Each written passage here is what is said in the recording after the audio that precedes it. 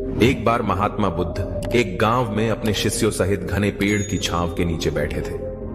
आसपास के गांव के बहुत से लोग अपनी अपनी मानसिक परेशानियां लेकर महात्मा बुद्ध के पास आ रहे थे। महात्मा बुद्ध उन सब की मानसिक परेशानियों का समाधान देते। सब लोग खुशी खुशी अपनी समस्याओं का समाधान पाकर वहां से लौट रहे थे। वहीं से कुछ दूर बैठा एक दुखी भिखारी खुद की किस्मत को कोसता हुआ बुद्ध के पास जाने वाले लोगों को देखकर यह सोचने लगा कि अभी कुछ देर पहले तो ये लोग दुखी मन से मुंह लटकाए उन महात्मा के पास गए थे और अब इतना खुश होकर कैसे वापस लौट रहे हैं। आखिर माजरा क्या है? जरा मैं भी जाकर देखूं कि वो महात्मा ऐसा कौन सा खजाना बांट रहा है इन लोगों को जो इनके चेहरे खुशी से लाल हो गए। जब वो दुखी भिखारी कुछ नजदीक गया तो उसने देखा कि ये महात्मा तो लोगों को प्रवचन देकर लोगों के दुख का निवारण कर रहे हैं।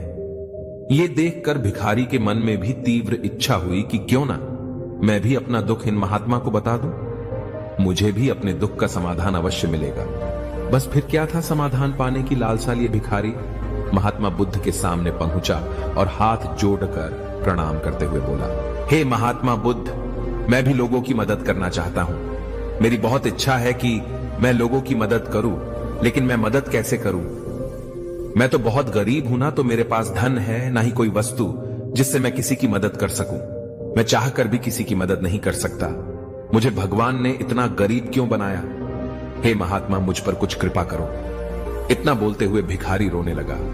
महात्मा बुद्ध बोले, तुम बहुत अज्ञानी हो, क्योंकि तुम अब तक इस भ्रम में जी रहे हो कि तुम्हारे पास कुछ नहीं है, जबकि दूसरों को कुछ देने के लिए तुम्हारे पास बहुत कुछ है। तुम बिना धन और वस्तु के भी दूसरों की मदद कर सकते हो। तुम्हारे पास जुबान है जिससे तुम मीठे शब्द बोलकर किसी के दुखी चेहरे पर मुस्कान ला सकते हो। इन्हीं शब्दों की ताकत से तुम किसी के भी टूटते हौसलों को फिर से मजबूत कर सकते हो। इन्हीं शब्दों की ताकत से तुम किसी के भी मन में सकारात्मक विचारधारा के बीज बोकर उसको गलत रास्ते पर जाने से रोक सकते हो। तुम्हारे पास 2 हाथ है जिससे तुम किसी भी कमजोर और लाचार की मदद कर सकते हो।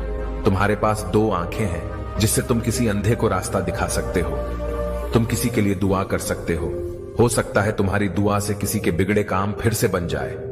तुम किसी के अच्छी सेहत की कामना कर सकते हो, लेकिन अज्ञानतावश तुम अब तक इस बात को समझ नहीं पाए और इस भ्रम में अब तक जीते रहे कि तुम्हारे पास मदद करने के लिए कुछ नहीं। किसी की मदद करने के लिए धन और वस्तु का होना अनिवार्य नहीं है। बिना धन और वस्तु के भी हम कई प्रकार से लोगों की मदद कर सकते हैं।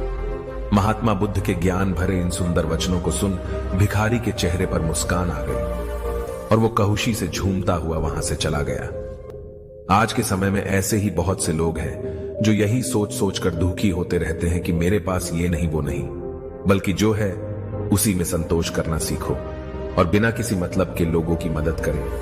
इन्हीं से आपको परम सुख की प्राप्ति होगी। दोस्तों, आपको ये वीडियो कैसी लगी कृपया मुझे कमेंट करके जरूर बताएं। अगर वीडियो पसंद आई हो तो अपने दोस्तों के साथ जरूर शेयर करें। दोस्तों, आज की वीडियो में बस इतना ही। उम्मीद है आपको वीडियो सही लगी होगी। वीडियो को लाइक करें और चैनल को सब्सक्राइब करें